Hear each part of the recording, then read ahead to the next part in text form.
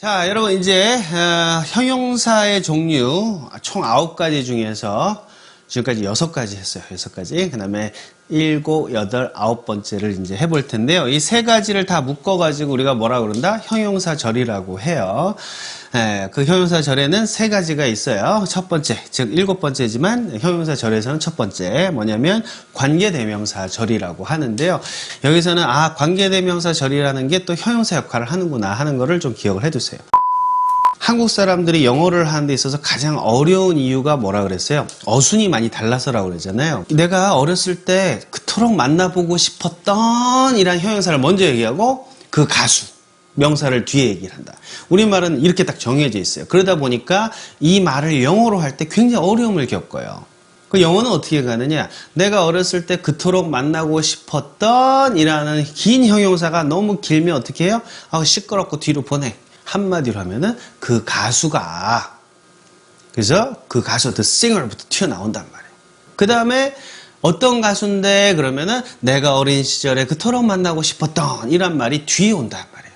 그러니까 순서가 확 바뀌어야 영어를 잘할 수 있게 되겠죠. 그 순서가 왜 바뀌는지, 어떻게 바꿀 수 있는지, 그리고 어떻게 영어로 표현하는지 이런 것들을 여러분들이 훈련에 의해서 바꿔드리는 게 이 시크릿 그래머의 핵심이란 말이에요. 그 방법들 중에 여러 가지가 있는데 그 중에서 지금 9가지로 우리가 지금 공부를 하고 있는 거라고 정리는 해두셔야 되죠. 그 맥락에서 여러분들이 어떤 구조를 이해한다 하는 걸로 보시고 이걸 실제로 어떻게 하는지는 본문에서 해결하시면 돼요. 오케이? 관계대명사절이 어떤 건지 한번 살펴볼게요. The picture that has been shown at the gallery is going to be moved to another place. 관계대명사가 들어갔다 그러면은 문장이 좀 어려워져요. 자, 관계대명사 한번 찾아보세요. 요거죠. 대시라는 게 관계대명사인데 한마디로 뭐가 그 그림이 어떤 그림이에요? That has been shown 했으니까 has been shown 했으면 뭐예요? 현재 완료가 들어있고 be shown 했으니까 수동태가 들어가 있지. 보여져 왔다. 보여져 왔다예요. 근데 대시 붙어갖고 네가 궁금한 거대로 해석을 해라. 그래서 그 그림, 어떤 이게 궁금하니까 뭘로 해석이 돼요? 보여져 왔다가 아니라 보여져 왔더니로 바뀌겠죠. 보여져 왔더니라는 말이 그림을 수식을 해주고 있잖아. 꾸며주고 있잖아. 어찌됐든 여러분이 보셔야 될 거는 관계대명사라는 애가 들어가 있고 이 뒤에 말이 있는데 이 말이 picture라는 명사를 뒤에서 꾸며주고 있구나. 그걸 보시면 돼요. 어디에서 보여져 왔어요? At the gallery. 갤러리에서 보여져 왔던, 전시되어 왔던 그 그림이 어쨌다고 is going to be moved. 뭐예요? 옮겨질 예정입니다. 옮겨질 거예요. 그죠? 어디로? To another place로. 또 다른 장소로 옮겨질 거예요. 자, 이렇게 해서 해석해보면 그 갤러리에서 보여져 왔던, 전시되어 왔던 그 그림이 또 다른 장소로 이동될 것입니다. 이런 문장이 돼요. 이렇게 관계대명사가 쓰여져 있는 절을, 즉, 이 초록색 부분, 이 전체를 뭐라고 하느냐? 관계대명사 절이라고 불러요. 왜 절이에요? 여기에 동사가 있고, 여기 이제 주어 역할을 하는 애기 때문에, 엄밀하게 말하면 주어는 아니지만, 동사 앞에 있으니까 얘를 주격 관계대명사라고 부르거든요. 그래서 주어 동사가 들어있어서 절이라고 부르는 거예요. 물론 동사만 있어도 절이라고 불러요. 그래서 이렇게 관계대명사 절, 긴 절이요. picture라는 명사를 꾸며주고 있구나. 어디에서? 뒤에서. 왜 뒤에서? 기니까. 짧으면 앞에서 꾸며주면 되죠. The beautiful picture. 이렇게. 자, 이렇게 관계대명사 절이요. 명사를 꾸며주는데 얘도 형용사겠죠. 명사 꾸며주면 다 형용사야. 그런데 여기서 주의하셔야 될 거. 관계대명사 절은 보호로 쓰일 수 있을까요? 보호로는 안 돼요. 원래 형용사는 보호도 가능하잖아. 근데 보호로는 쓰이지 않아요. 비동사 뒤에 쓰이지 않는단 말이야. 그럼 뭐만 하느냐? 명사를 수식만 하는데 앞에서도 못해. 왜? 기니까. 그죠? 뒤에서만 하게 돼 있어요. 그래서 관계대명사는 보호로는 쓰이지 못해요. 그런데 앞뒤에서 명사 수식하는 것 중에서도 뒤에서만 할 수 있다. 이렇게 정리해 두시면 되겠습니다. 되셨나요? 자, 여러분 구조가 좀 어려운데요. 나중에 공부할 거니까 그렇구나. 한마디로 말하면 the picture is going to be moved. 그 그림이 옮겨질 거라는 거구나. 어떤 그림? 갤러리에서 전시되어 온 그림. 그래서 형용사가 좀 기니까 이렇게 영어는 뒤로 확 보내는구나. 뒤에서 꾸며주는구나. 이렇게 이해해 두시면 되겠어요. 됐죠? 두 번째는요. 관계대명사 말고 관계부사라는 애가 또 있어요. 지금은 여러분들이 관계부사라는 애가 뭔지 몰라도 명사를 꾸며주고 있구나. 형용사구나 하는 거를 확인하시면 돼요. The state. 그 주죠. 주. 미국에 있는 주예요. 그죠? 그 주. 어떤 주예요? Where I used to learn English. 그래서 내가 영어를 공부하곤 했다. 이거를 where를 다 갖다 붙이면 뭐가 되느냐? 내가 영어를 공부하곤 했던으로 바뀐다. 왜? 그 주 그랬을 때 무슨 주, 어떤 하다 보니까 내가 공부하곤 했던으로 바뀌는 거죠. 내가 영어를 공부하곤 했던 굉장히 길죠? 기니까 뒤로 보낸 거예요. 그래서 그 주인데 어떤 주냐? 내가 영어를 공부하곤 했던 그 주가 이제 어쨌다고? was California. 캘리포니아였어요. 됐죠? 이 비교적 간단한 문장이죠. 원래는 the state was California 이거죠. 그 주는 캘리포니아였어. 요건데요. 그 주는 그래 놓고서 그 주를 조금 꾸며주는 내용을 이렇게 형용사를 이 전체가 다 형용사인 거 아시겠죠? 명사 뒤에서 수식하도록 내버려 둔 거죠. 되셨나요? 자, 요때 요 where를요, 우리가 관계부사라 그래요. 그래서 관계부사가 쓰여 있는 절, 그러면 관계부사절. 관계대명사하고 관계부사는 달라요. 어떻게 다른지는 나중에 공부하실 거고요. 그렇게 해서 이렇게 관계부사절이라는 애도 명사를 꾸며줄 수 있구나 하는 걸 정리해 두시면 되고요. 아시겠습니까? 마지막으로요, 이제 동격의 대절이라고 또 유명한 애죠. 여러분 아마 들어보셨을 거예요. 동격의 대절도 형용사 역할을 해요. 보세요. The opinion, 그 주장이죠. 어떤 주장이야? That he is responsible for the accident. 그가 책임이 있다.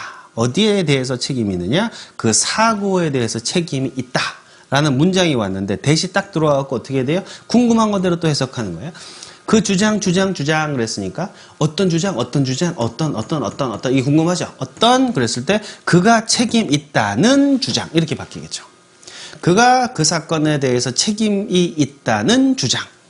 굉장히 길죠. 주장이란 말이 나오기까지 앞에 형용사가 우리말은 굉장히 길어요.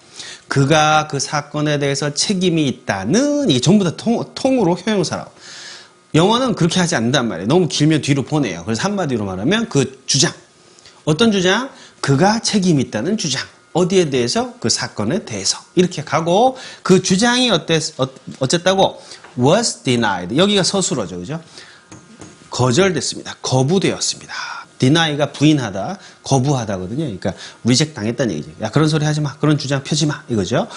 자, 요 형태에서도 여러분들이 대시 포함이 되어 있는 요 절이 있죠. 그죠? 주어 동사가 있으니까 절이라고 하는 거예요. 그죠?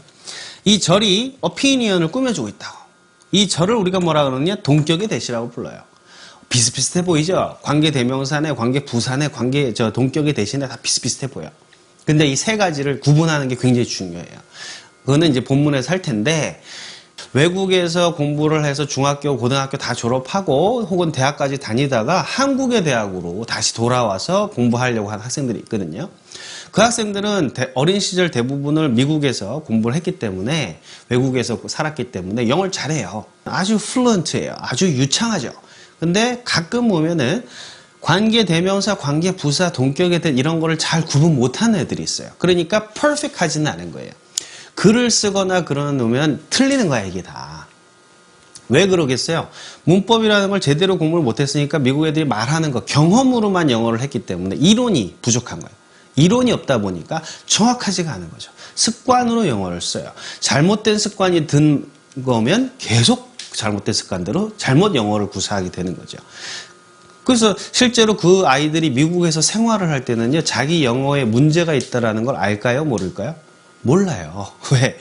일상적으로 문법도 틀리면 어때? 다 쓰는 거지. 우리나라 사람들도 문법 다 맞게 쓰나요? 틀리게 말하면서 다 의사소통 되니까 큰 문제가 없거든요. 정확하지 않아도 의사소통은 다 된단 말이에요. 그런데 문제는 뭐냐면 그 학생들이 한국에 와서 시험을 보잖아요. 토플 시험을 보잖아요. 토플 시험을 봐서 그 점수로 이제 한국 대학을 들어가거든. 토플 시험이 당락이 아주 절대적이에요. 근데 이 친구들이 영어 시험을 볼 때 목표가 뭐다? 그냥 한국에서 살 수 있느냐 없느냐, 한국어를 할 수 있느냐 없느냐의 문제가 아니라 한국 대학에 들어가는 거예요. 대학이라는 곳은 뭐죠? 뛰어나야만 돼. 남들보다 잘해야 돼. 한국 사람도 대학에 가려고 그러면은 실력이 있어야 되죠. 한국말만 한다고 다 대학에 들어가는 거 아니거든. 그러다 보니까 영어를 잘하는 이 해외 재외국민이라든지 해외 유학생들이 한국 대학에 갈 때 보는 토플 시험에서도 점수 차이가 생길 거 아니에요. 스피킹, 라이팅이 반이잖아, 점수가. 그러니까 정확하지 못하면요, 글을 썼는데, 라이팅을 썼는데 점수가 조금씩 깎인단 말이에요. 예를 들어 연대, 고대 이런 데 가는 게 제일 높은 학교인데 외국에서 열심히 공부했는데 한국에 와서 연고대를 가려 그러면요, 토플을 거의 만점을 받아야 돼. 틀리면 안 돼. 근데 이런 거 조금씩 틀려버리면 어떻게 되겠어요? 라이팅에서 한 1, 2점 깎여. 스피킹에서 한 3, 4점 깎여요. 그러면 총점에서 한 4, 5점 깎이는 거 아니에요? 그러면은 연고대 못 가요. 그럼 걔네들은 이제 궁금한, 내가 글 잘 썼는데, 기가 막히게 쓰는데, 말도 나 얼마나 잘하는데, 왜 내 점수가 이거밖에 안 나와? 그러죠?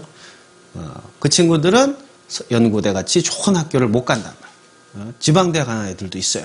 그 억울한 거지, 부모님은. 왜냐면 큰 돈 들여갖고 외국에 보내갖고, 1년에 몇 천만 원씩 들여갖고 공부를 시켰는데, 한국에 왔더니 지방대 간다 그러면은 엄마들이 좀 서운할 거 아니에요. 갑갑한 일이지, 그죠? 왜 그런 일이 생겨요? 이런 정확성에서 떨어지기 때문에, 그죠? 그죠? 이런 거 몰라도 일상생활 안에 아무 지장 없어. 그러나 대학에 들어가서 경쟁자를 물리치고 내가 합격하기 위해서 난 완벽해야 되거든. 그래서 연고대 가는 학생들의 토플 점수를 보면은 토플 점수 만점이 120점이거든요. 120점에서 120점 맞아, 그냥. 119점, 120점 맞아요. 근데 115점 맞잖아? 그러면은 연고대 못 가요. 좀 웃기는 일이긴 한데 어쩔 수가 없어요. 경쟁이니까. 그럼 120점 많은 애들은 뭐냐? 걔네들이나 만점 못 많은 애들이나 똑같이 영어 못하는 사람이 봐서 다 잘하지.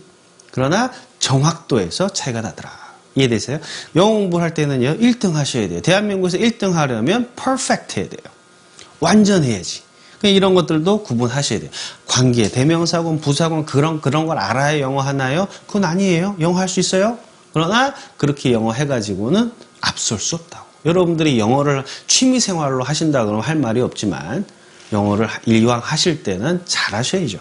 그래서 조금만 더 노력하시면 이런 것까지 완벽하게 하실 수 있어요. 이거 완벽하게 하시고 그 다음에 열심히 연습하시면 아주 유창하게도 하실 수 있거든요. 이 두 가지를 같이 잡으셔야 회사에서도 여러분들이 영어로 야 영어 써야 될 일이 있다 그러면 야 그 부서에 미스터 김 불러. 걔 영어 똥차게 해. 미국 애들도 세상에 걔 영어는 퍼펙트하다 그래. 이 정도 돼야 성공할 거 아니에요. 그냥 이메일 조금씩 쓰고 그냥 엉터리 영어로 막 쭈삣쭈삣 말하고 그 정도까지 취미생활처럼 그렇게 해가지고 어떻게 회사에서 사장님 앞에서 통역을 하고 그거 하겠어요.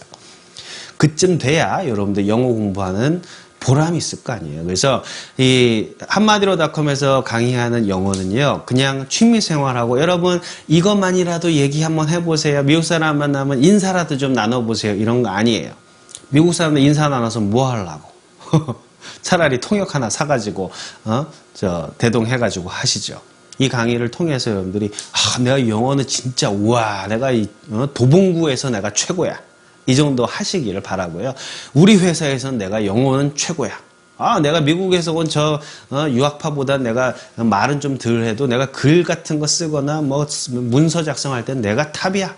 우리 사장님이 나만 찾아. 이 정도까지 하셔야 돼요. 영어를 완벽하게 구사해서 미국 애들을 사기칠 수 정도가 됐어. 그럼 여러분 인생이 바뀌겠죠. 그게 confidence, pride, 자신감이에요. 그게 있어야 여러분들이 무슨 일을 하더라도 뛰어날 수 있고 보람이 있을 수 있겠죠.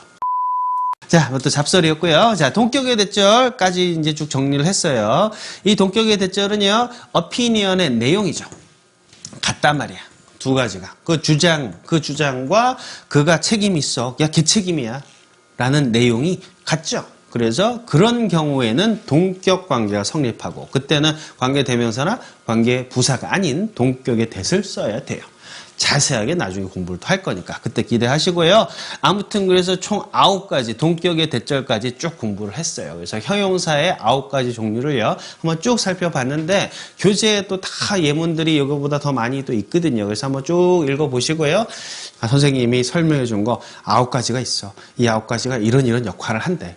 종류와 기능에 대해서만 좀 정리를 해 두시고, 그죠? 9가지 종류가 도어라든지 명사를 앞뒤에서 수식하는 기능을 해. 여기까지만 딱 정리해 두시면 되겠습니다. 아시겠죠? 자, 그렇게 보시고요. 다음 파일에서 유닛 4 부사에 대해서 한번 공부를 해볼게요. 4가지 중요한 품사, 명사, 동사, 형용사까지 다 끝났고요. 부사만 이제 하시면 되겠습니다. 오케이?